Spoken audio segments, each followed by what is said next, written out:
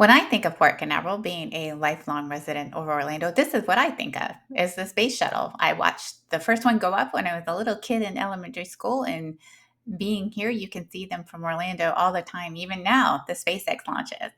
But if you're watching this channel, I guess what you really care about Port Canaveral is that it is one of the largest cruise port passenger terminals in the world at this time. And this is me and the first mate getting on the MSC Seashore last year. We can see a little bit of the port behind us.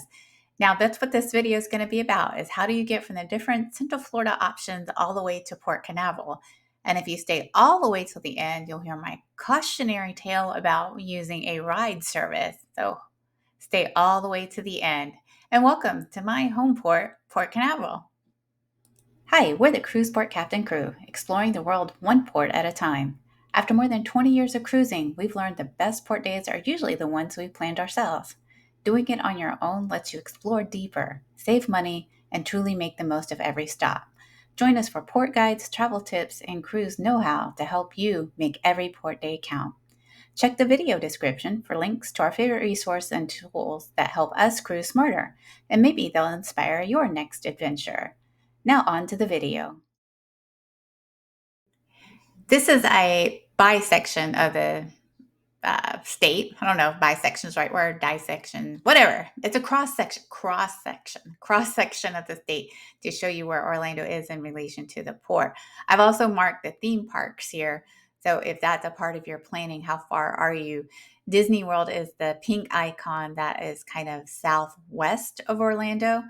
The Kelly green is Universal Studios, and the lime green is Universal Epic. So you can see that you're not super close to the port, but if you're going to add it on to your uh, itinerary, which is very much is why the Disney Cruise Lines even exist, is the idea was that you would do a land and sea vacation. So that gives you kind of a geographic idea of how far you're talking about. And these are the main airports that you can fly into to the Central Florida area. So, of course, the big one is Orlando, and that is the orange icon. That's Orlando International, MCO. It is a huge airport, and it just seems to be getting bigger. Starting from the top is Daytona International. They'll give you that as an option. The blue is Sanford International. That's kind of what we say, like northeast of Orlando. It's not Orlando, so them to call it Orlando is not right, but marketing people do what they got to do. And then at the bottom below the port is in Kelly Green. That is Melbourne International. They also call it an Orlando Airport. It is not Orlando. But those are going to be some of the things that pop up when you start looking for transportation to getting closer to your ship. Orlando International is probably going to be where you're going to be most directed to for your flights. The cruise line, they're more than likely, almost 100%, they're going to have some options for you. If you do decide to do it on your own and rent a car, that's probably the most way you can do it on your own. Just keep in mind Orlando traffic is terrible.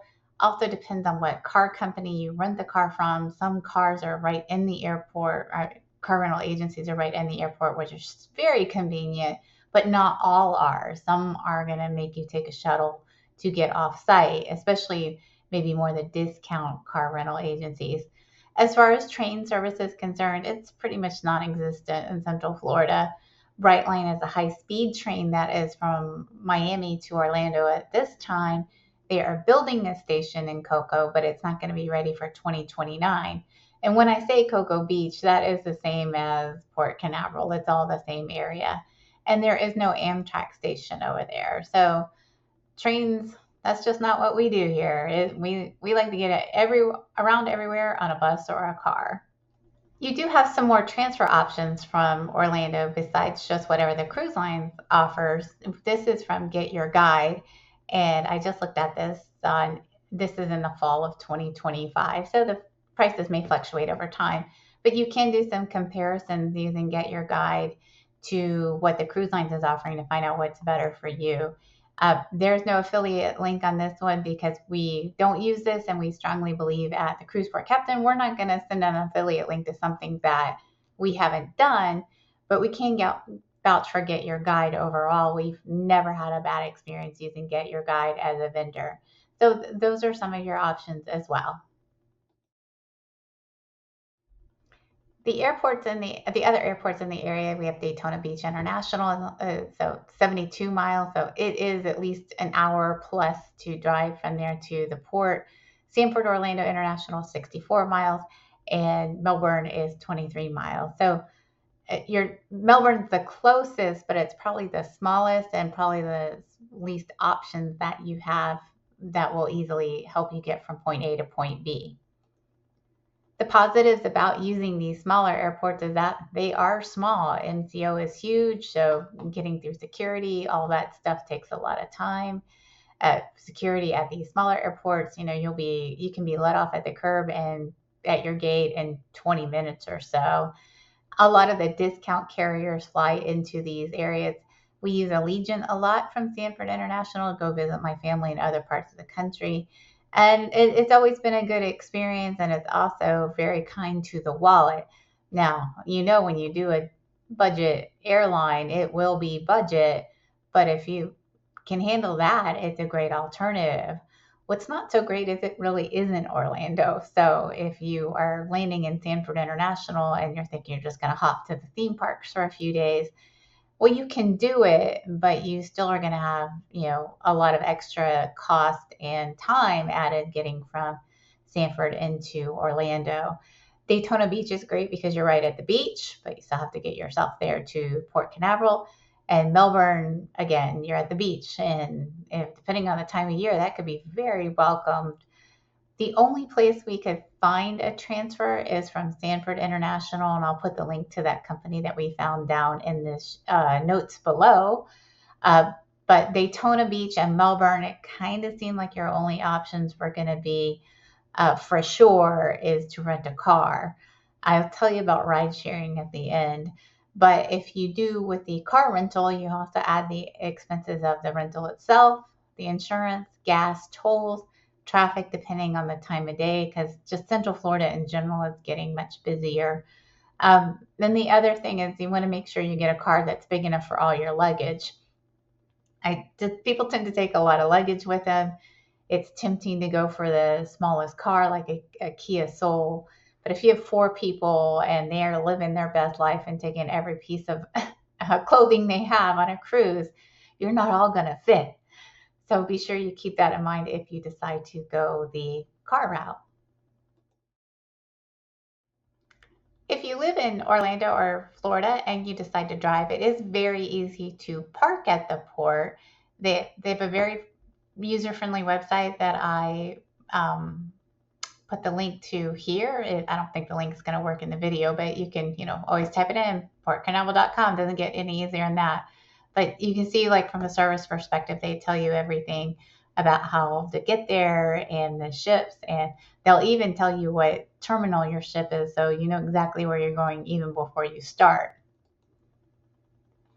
And this was the current price when I last checked. It was $20 per day. This is where you have to think about the economics of it. Is if you're on a 14-day cruise, not uncommon, usually out of that port, they're smaller cruises. They're going to the Caribbean and Mexico. But say you're on a 7 to 10-day cruise, I mean, you are spending quite a bit of money for parking. Now, the convenience of it, you can't beat it. If you live in Florida, we've parked our car there, and by the time we disembarked on the ship at 8, we were home by 10. I mean, you can't beat that. But it can get quite pricey if you decide, to keep your car there for maybe say a 7-day or longer. It might be worth it to rent a car, but it depends really on how big your party is. And, certainly if someone has mobility issues, it might be easier to bring your own car. But those are the things to keep in mind. And we did find some off port parking as well that you can find. I think I found some of those like about $5 cheaper. Again, like we're doing this in the fall of 2025. If you're going to use an off-site company, the only thing to keep in mind there is that you've got to be sure that you have enough time to drop, park, and then get to the ship. What we've done when we've done that, because for a longer cruise, we do not park at the port, we will do some other option, is that we dropped off our luggage first, then we went to the car agency, or I mean, the off-site parking, and then got on the shuttle. So we only had to worry about getting ourselves to the shuttle, not all of our luggage as well. It gets quite hectic because there's so many people doing it. I mean, these ships are huge, and some of them are 8,000 passengers now. So you and 8,000 of your friends are all trying to get to, this huge funnel down to one ship. So take all of that into mind when you're thinking if you're going to drive and where you're going to park at the port. Ride sharing may be an option, Uber, Lyft. We have seen people where they get picked up by a Uber or Lyft and go all the way back to wherever, we don't know where people are going. But our cautionary tale is we needed to get, it might have been that MSC ship where I ordered an Uber, I even scheduled it ahead of time. And I'm not really sure which rideshare company it was. It doesn't really matter either. But it kept getting picked up. It looked fine. And then the morning of when we were trying to leave, it kept getting dropped. The ride kept getting dropped. Now, granted, we live in the tourist corridor, so maybe they didn't, once they realized that where we were going, they just didn't want to make the trip over to the East Coast. But what happened, because you start getting in a desperate situation of, well, we've got to make it to that ship and we didn't want to take our car. I mean, that probably would have been the last thing we did, but we were going on a long cruise. And like I said, it wasn't really worth it, at least we thought. But what happened is the driver called us directly and he said, how much is the company charging you? I told him, and he said, well, because our cut's so bad, that's why a lot of drivers are dropping it. But if you can pay me in cash, I'll take you there. Now, is this on the up and up? No, but we were desperate and we didn't know what else to do. So that's what we did.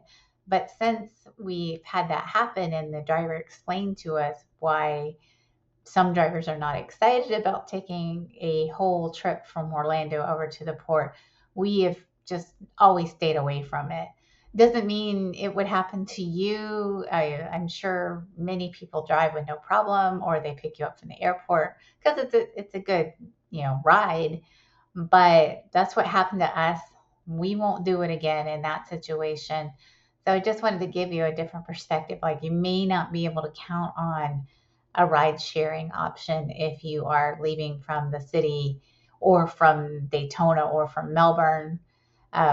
We've just heard different things. So for us, it's too risky. And we just want to give you that feedback before you decide finally what you want to do. Well, thank you so much for watching all the way to the end and visiting my hometown, kind of quasi home port of Port Canaveral.